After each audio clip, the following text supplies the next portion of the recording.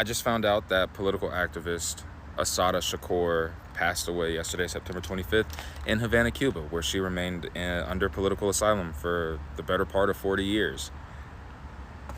We are bereaved, and I don't know. This one feels a little heavier because I know that there isn't going to be a lot of coverage on this. I know that most people don't know who Asada Shakur is.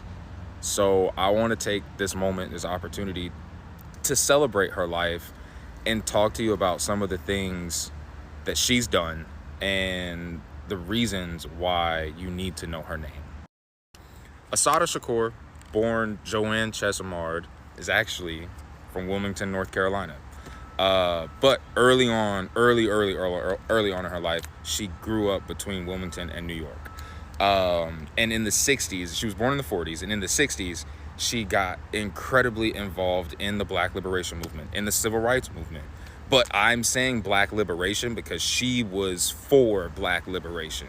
There were no ifs, ands, or buts about it. My sis was about that action, okay? So in 1973, she was a part of this group called the Black Liberation Army. She had ties to the Black Panther Party, but she wasn't as directly involved with them as she was the BLA.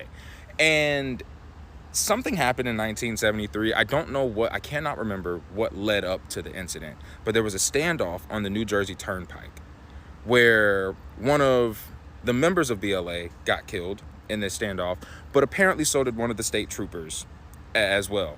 And they pinned the killing and the murder of the state trooper on Asada Shakur. She was tried, she was convicted. Her conviction was heavily contested because she stood firm in the fact that she was not the one who fired the fatal shot or whatever the case may be. And there was a lot of racial undertones in her trial during this time, but still convicted nonetheless, still sent away to prison. I do remember, and the shootout on the turnpike was a result of a traffic stop. Of a traffic stop gone wrong, and they tried her with first degree. And if you know anything about first degree murder, in order for it to stick, there has to be kind of like some premeditation, right? How you can plan to harm someone when you were unexpected, we're not gonna go down that road. Anyway, that happened in 1973. She was convicted in 1977. And in 1979, my good sis escaped. She got the hell up out of there. And she escaped and sought political asylum in Cuba. There are no extradition laws for Cuba to the United States. And she remained in Cuba under political asylum since 1980. Since 1980. But then, in 2013, the FBI decided to add her to the FBI's most wanted list.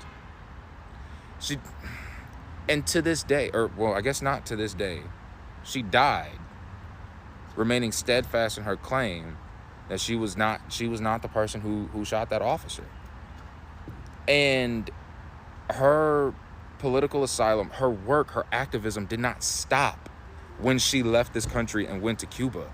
I know my sis had a radio show where she continued to talk about the things that were important to Black liberation and the things that were necessary for Black liberation to happen. And it bothers me so much because it is another stark reminder of how not far removed we are from all of that stuff that they are trying to revert back to now. All of the only thing is that they cannot outwardly, in this current moment, they can't outwardly single out and demonize and vilify Black people in the way that they did just 50 years ago. To be added to the FBI's most wanted terrorists list, let me be very clear. It wasn't just the FBI's most wanted. They had her on the FBI's most wanted terrorist list from 2013 until she died yesterday.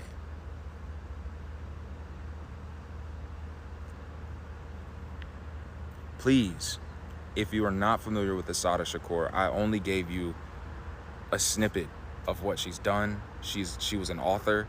She was a radio personality. in Cuba. She was broadcasting from Cuba.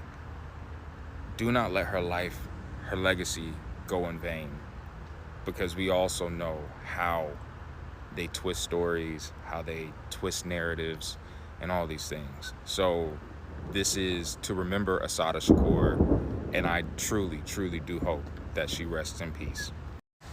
If there are things that you want to share that you know about Assata Shakur that I didn't cover, because again, I know this is very surface level, please drop them in the comments. Like, share what you know about her legacy. If there's a book that you've read of hers, or a paper or essay, or whatever the case is, that you can drop some knowledge to continue on and all of that, please, by all means.